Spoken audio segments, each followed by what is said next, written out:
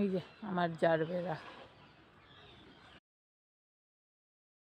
এই চন্দ্রমল্লিটার একটা বৈশিষ্ট্য আছে যে এর পাতা, এই পাপড়িগুলোর পাইপের মতন বেরোবে পাপড়িগুলো, আর উপরে এর এটা ছড়াবে, পাপড়িটা দেখা যায় সবটাই পাপড়ি পাইপের মতন বেরিয়ে তারপরে ছড়ায়।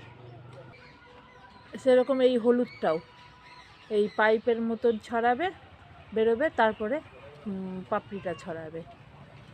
এইটাই একটা বৈশিষ্ট্য।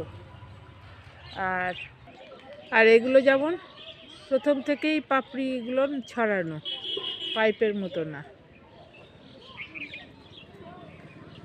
এই যে এটাও ওই রকম,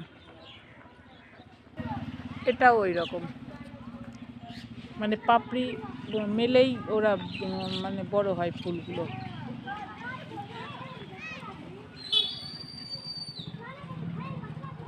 এই যে মেলেই বড় হয়।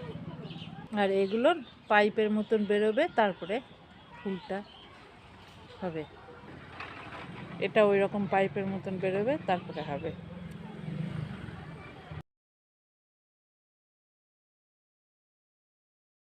গোলাপের ডাল কেটেছি, কেটে লাগিয়েছি, কোনো রকম কিছুই দিইনি, বালিতে শুধু ডাল কেটে বসিয়ে দিয়েছিলাম, কচুরি ছেড়েছে।